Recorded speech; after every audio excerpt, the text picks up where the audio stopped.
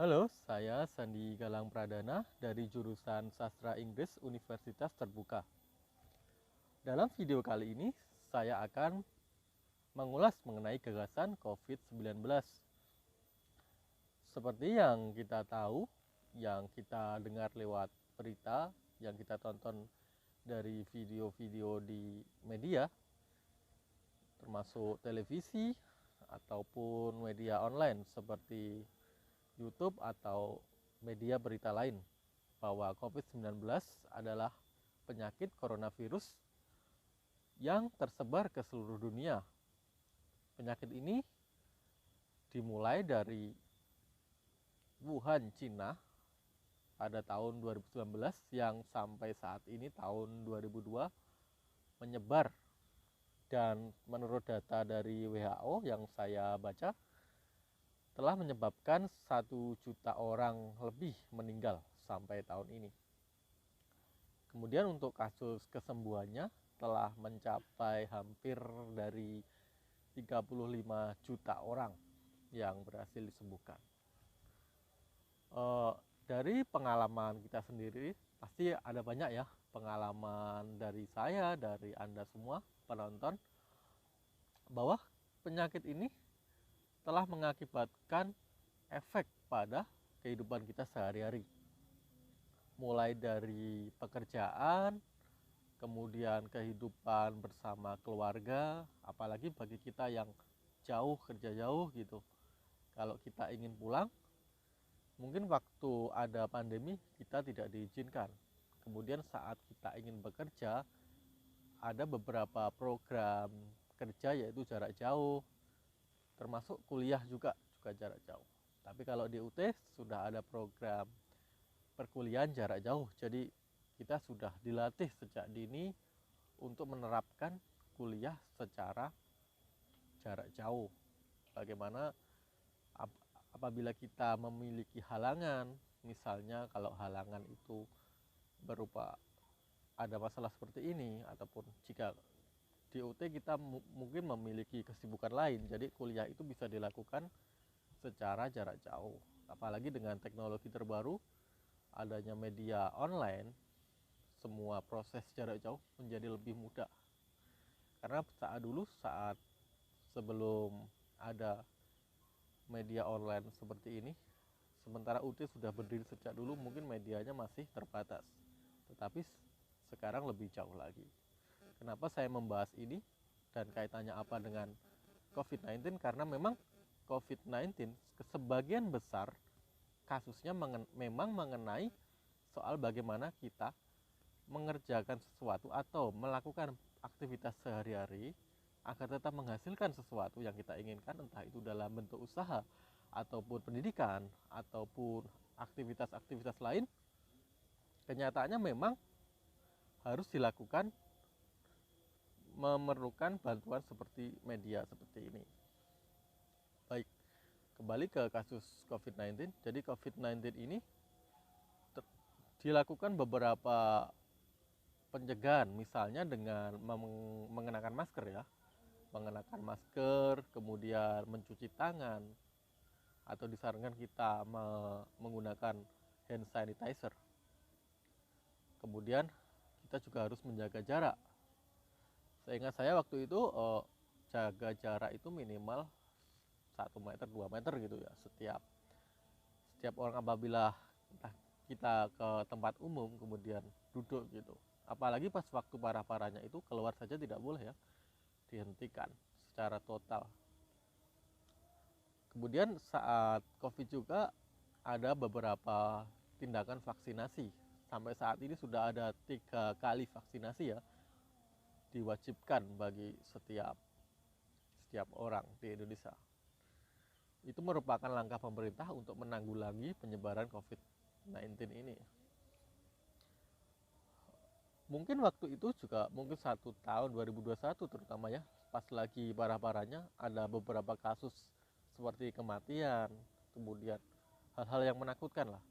Penyebaran informasi juga ada yang asli, ada yang hoax, dan macam-macam. Sehingga menimbulkan ketakutan.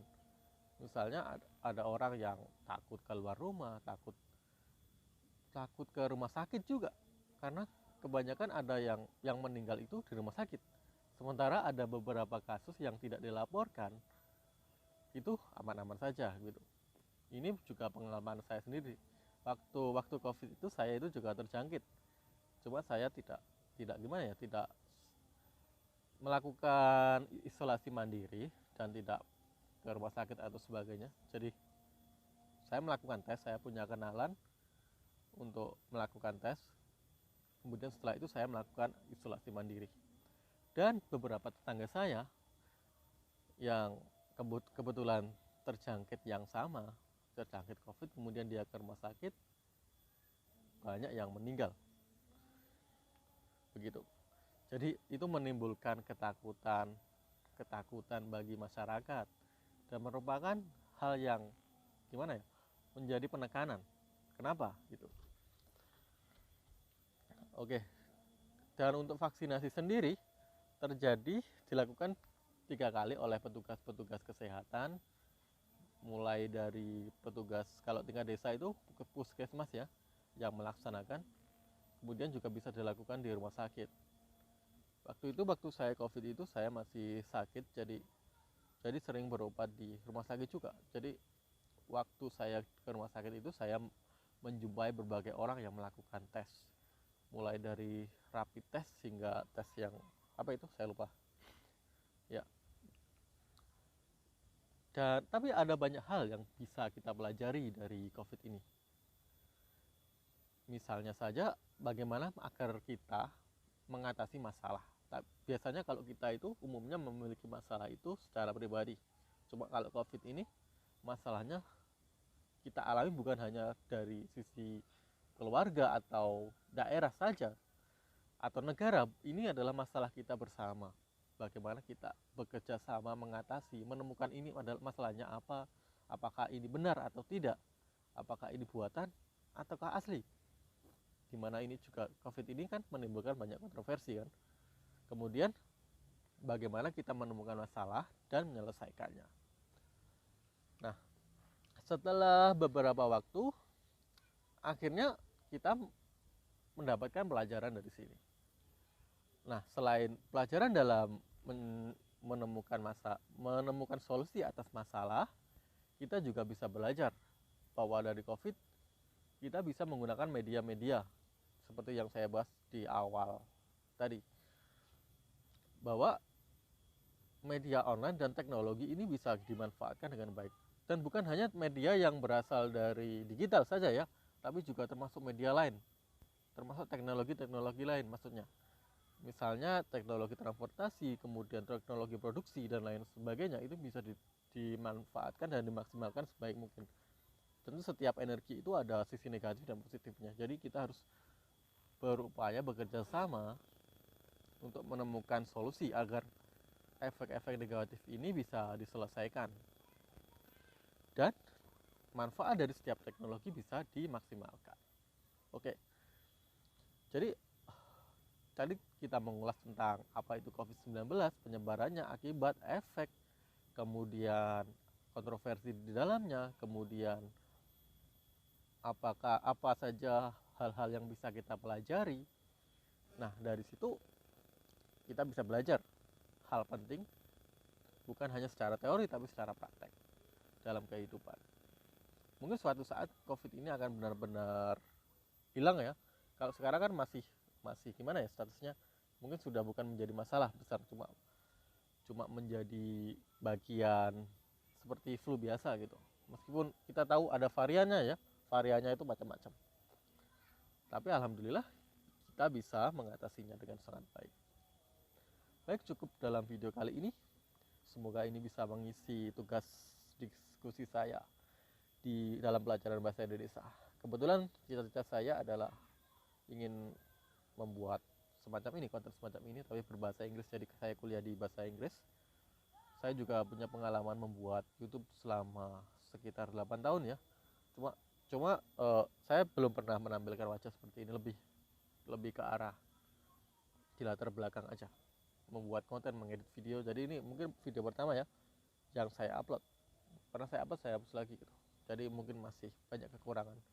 Gak apa-apa, ini memang teori dari bahasa Indonesia ini kan memang belajar presentasi. Jadi kita kita coba aja lah, nggak usah malu-malu gitu. Kita coba terus meningkatkan skill, kualitas dan sebagainya. Kalau kita malu mencoba, kalau kita takut salah, dan video ini misalnya nggak saya cut sama sekali ya, ada kesalahan, dan ini saya juga melakukannya dalam satu tag, tidak ada tag kedua dan sebagainya. Langsung saya rekam, langsung saya upload. Oke, terima kasih. Saya akhiri dan sampai jumpa.